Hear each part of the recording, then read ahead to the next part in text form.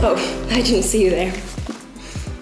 Hello and welcome to the inaugural instalment of Granite City Presents, newest kid on the block for university media. In this episode, we'll be bringing you 5 variety segments of documentary, sports, news and local interest content. I'm your host for today, Elena, and first up on deck we'll be taking a look at the exciting, dare I say exhilarating, goings-on at this year's Freshers' Fair.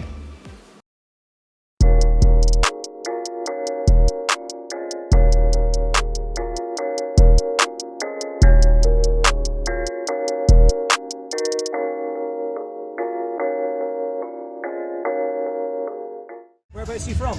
I'm from Egypt. Well, I'm from Stockholm, Sweden. Oh, lovely. I'm from Germany, near Frankfurt. I'm also from Germany, from Hamburg. I'm from Greece. I live near Perth, but I'm actually English, so I come from England. Oh, originally. fantastic, good. Have you enjoyed the Freshers' Fair today? So far, yeah. Yeah, it's been really good, really good. Good. A lot of free stuff. Yeah, it was really fun. Really Good. nice. Any interest in any particular societies at all, or? Oh yeah, there were so many to choose from and look at. Yeah.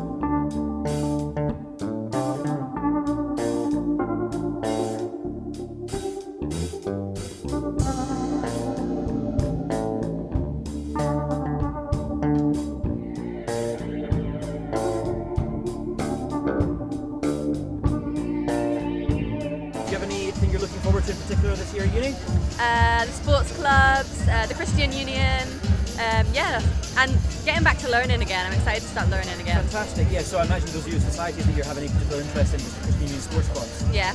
I'm looking forward to meeting more people and learning, and I'm going to study psychology. We're both studying psychology together, so I'm excited for that. I think it's an awesome opportunity to just meet a lot of people, make new experiences, get a bit more like self-confident about living on your own, and I think that's awesome.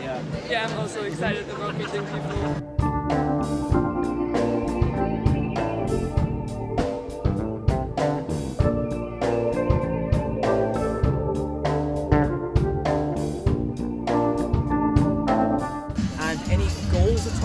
You're kind of striving towards this term? This term to succeed, to actually make it. Yeah, just to pass my course. Survive. Survive. I don't know. Have fun.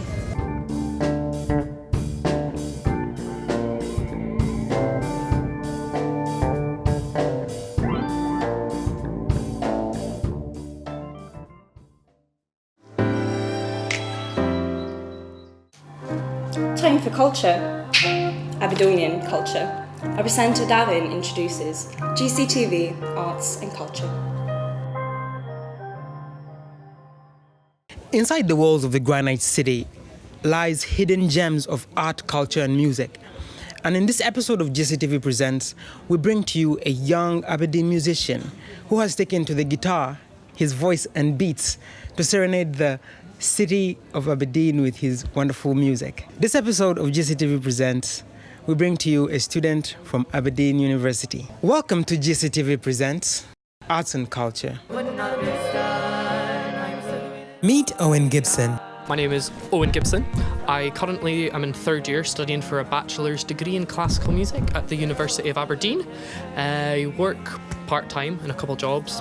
Obviously I like to keep busy, and I work on the side as a musician, so I love songwriting, do a little bit of music production, a few live performances, and yeah, that's about the gist of it. Owen fell in love with the music at a young age. My cousin Hannah, she played the cello and I looked up to her. She's maybe like 4 years older than me, and the cello teacher came into school when I was in primary 4 and was like, I'm gonna pick some pupils to learn the cello if anyone's interested. And I was like, I'm sold. So I guess we did like a few trials on the cello. He picked 4 of us. I was one of them, and it just kind of came from there. And it's quite funny because my cousin, who like inspired me, she gave up the cello a few years later. Inspired by artists like Kate Nash and Lily Allen, he picked up the guitar to play and managed to write his first single, Hopeful. When I must have been 8, I really liked, I still like Kate Nash to this day, but I really liked Kate Nash's music, and that's the first album that I can ever remember getting. So listening to the songs by Kate Nash, and then I was like, I wanna learn how to play these, and the guitar seemed like, it was like a natural step to go for guitar, nothing fancy like piano. And yeah, so Kate Nash, a bit of Lily Allen, there's sort of reoccurring theme of like British pop, but especially Kate Nash. Let's just go back to that first song you wrote. What was it about? I always cringe when I listen to it. I think it's one of the songs I sent to you. It's called Hopeful. It's That's the first song you wrote? yeah. Why do you cringe? That's an amazing song. Actually, that song really sparked one of the questions I want to ask you. Is like, what inspired you to write that? What was going on in your life at the moment that you felt, this is my... It's just like your typical like teenage angsty crush moment, and I was like, oh, I'm so alone. And then I just kind of I tried to write songs before, and like I was just like going around in circles or nothing was coming. And I was just feeling a bit stressed, and I was like, right, gonna write a song. And then I did it in maybe half an hour, 45 minutes, and I was like, oh wow. Owen Gibson uses his music to deal with mental health issues and generally feels it is a blessing to be a musician because he can use his music to heal his pain. Personally, I've always been pretty lucky with my mental health, that generally everything is good. I do have experience dealing with it in terms of friends and family members, but generally as a musician, I think you just kind of got to work with what you've got, whether that means there's been times where I've felt pretty bad and then I'm gonna write a song. I always have a joke with my friends where if I'm about to take a risk in life or something might go wrong, I'm like, it's fine, I'll get a few songs out of it. A classically trained musician, he is gifted with the art of writing very sweet lyrics. And with his latest single, 2 Left Feet, he is taking on a more diverse type of synth pop. So I wrote 2 Left Feet, not this past summer, summer 2018. And I initially wrote it on guitar. I write all my songs on guitar or on the piano. And initially it was just an acoustic guitar song. I'd been listening to a lot of pop music recently. I'm particularly a fan of a few Norwegian artists. There's Sigrid and Aurora, who I really like their style of music. And I was just thinking about how I could naturally progress my music, and I was like, I'm gonna chuck some synthesizer in it, and that's kind of what happened of it. But I was really pleased. As a student of Aberdeen University, he breaks down his time between classes, part-time jobs, and making music. If 10 years into the future you is watching this video, what would you say to him? I just hope that I haven't forgotten that even if something bad happens, you'll get a couple good songs out of it, because that's how I stay sane. Okay. yeah, probably that, to be honest. For GCTV Presents, I am Gavin, and you are watching GCTV. And you're not that way inclined. Drink till we drop. Do I hear champagne pop? You think you'll win, but I'll come out.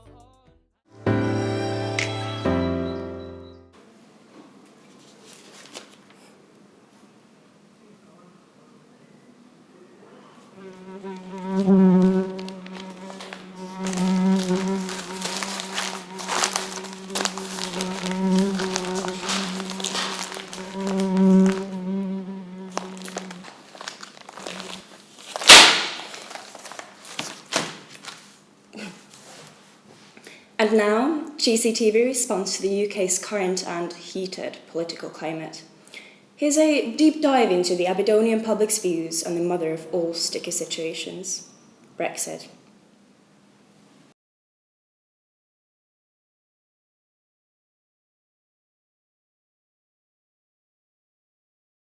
From Aberdeen? Yeah. No, I'm from the southwest of England. I live locally and work locally, yes. Bridget Dawn. But all Aberdeen, born and bred. I am not from the UK. You're not from the UK? No. I'm from Latvia. Well, I voted, yes. No, I did not. I did not. I was too young. I didn't know. I was just short of being old enough to vote, so... I did vote, yes. Okay, what did you vote? I voted Remain. I voted to stay in the EU. I voted to remain. My background is in European studies, so I've been specialising in the European Union for about 7 years now, so I was very well informed, but I can see how people who were just relying on the media and the campaigns were not. There was a very black and white picture painted. I started doing my own research, and just by the whole sounds of it, it was just you could sort of see through the whole facade. I think it's a lot of I work in construction, so it's a lot of people see like foreigners coming and taking jobs and that. It was like, well, people are just trying to like make a better like living for themselves, you know. They're probably actually better to get out while they can. I knew that Boris Johnson had lied, and Michael Gove. That on the side of the bus was not true and will never be true. Apocalyptic mess. Best way to put it. Since the vote, it's 3 PMs now we've been through. All Tory. No one's really stuck to a promise. It's scary because a lot of the friends I know, they're from around Europe, and since the vote came through, they've all been quite scared of where do they stand. Well, I've got a German passport. My mum's from Germany, so she's just gone through the process of getting settled status, and that whole process she's really stressed out and quite upset actually. And I think probably more people are coming round to the idea that what was on the side of a bus was not true. And look at the problems we've had. I mean, that's been 3 years and nothing has happened. And Scotland did not vote to leave the EU. For me personally, if we were to leave the European Union, I would hope that the Scottish people would actually go for an independence vote, go for the vote, and then we vote to come back to the EU. Or we already cut ties with the UK as a whole at the moment and stay within the EU while they separate off. I do now because I feel like if we don't leave now, it's not really democracy because we've already said we're going to leave. So if we turn around and say we're not going to leave, that's not, that's not right. It happens during all referendums. It's the same in 2014, the Scottish referendum. People don't really know what's happening. People don't know what's going to happen. But I do think nowadays it's not clear. It's very ambiguous. So. Well, it's going to be disastrous for jobs, especially up here. Aberdeen's going to really suffer. Not particularly, as I work offshore, so I don't really think that'll have a lot of impact on us directly.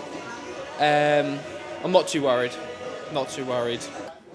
A soft Brexit, well, in a few years when there is younger people have entered the electorate and there'll be a Remain majority to rejoin the European Union, and I think that will happen at some point. Probably not. They'll probably ask for another extension. I'm sick of hearing about it. It's maddening. It's like Chinese water torture at this point, you know.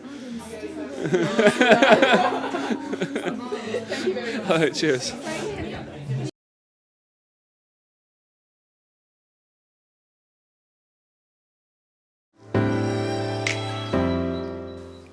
Next, something more cinematic as we introduce our first semi-regular feature. Taking a trip to the university's priced DVD collection, we'll be exploring some of lecturer Alan MacPherson's favourite films. It's In Heavy Demand.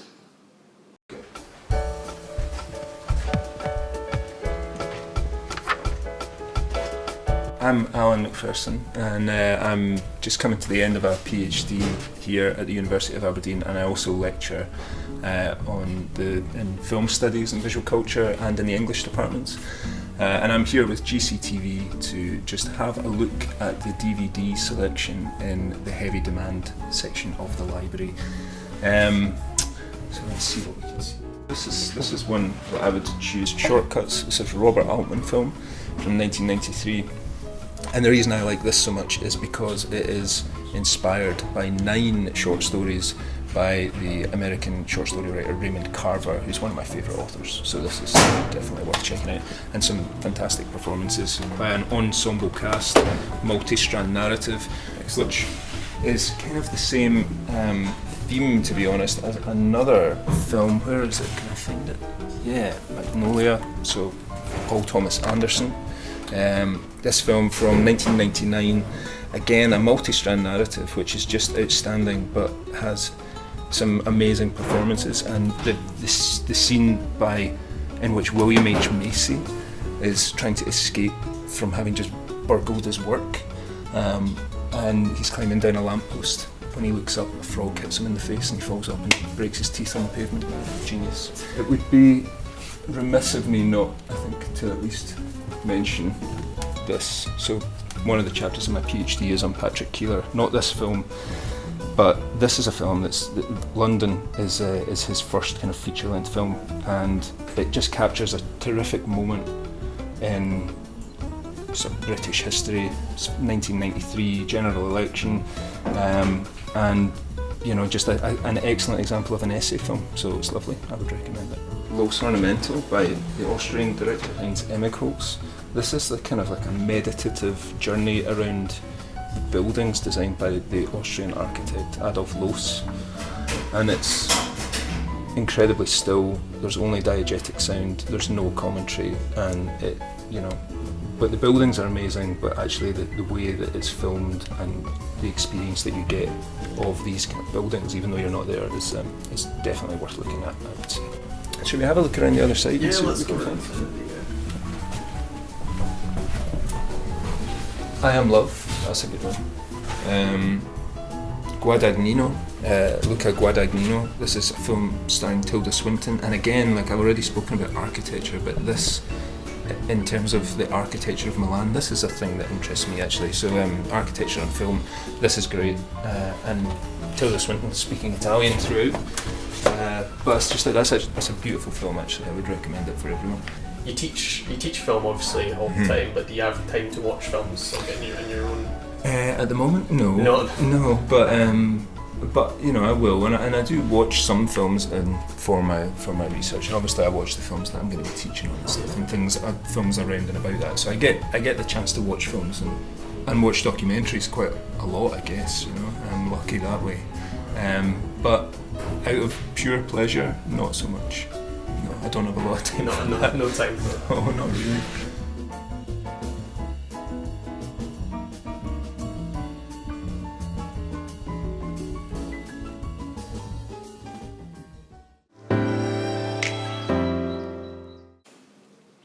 Concluding our first episode is GCTV's exclusive coverage of the September 20th Aberdeen climate strike, its events, and, as ever, its people and participants.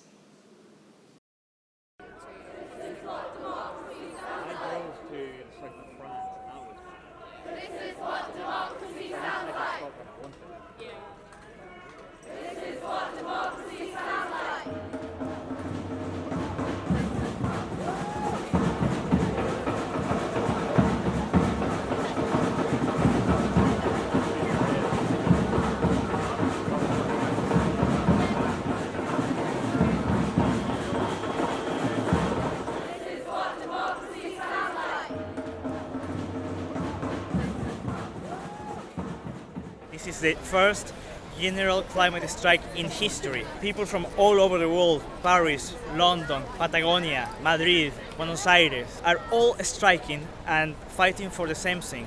This is a general strike, so we don't only expect students, we expect workers, we expect professors, we expect everyone to come and join this global and historic day.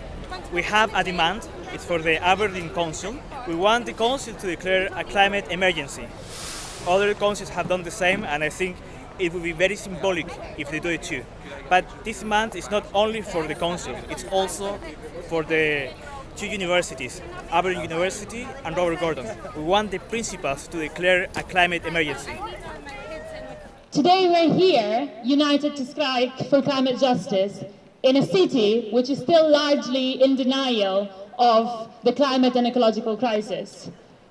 A city whose council supports events such as the biggest oil and gas conference in Europe.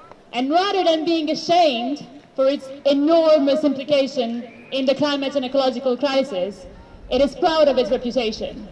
And today, we just want to say to all of the workers and young people of this city who may become trapped in a system that doesn't offer any alternatives to the oil and gas industry, that we hear you. Because you're not the ones responsible here. You're not the ones responsible if that's the only way you can make a living for yourself and your family. You're not the ones responsible if the government doesn't have any legitimate plans for a fair and just transition. You're with us because just like us and the rest of humanity, you're a victim of a system that puts profit before people. The ones responsible here are the politicians and the heads of all of the oil oil and gas corporations who have known about the climate crisis for decades, but have made and keep making the executive decisions to continue their business as usual. Not a lie, do not let the planet die. Climate change is not a lie, do not let the planet die. Climate change is not a lie, do not let the planet die. Climate change is not a lie, do not let the planet die. Anything we do or don't do today will determine our future. This is why today we're all here, all together, rebelling for all life on this planet. And we're not going to stop until our voice is heard.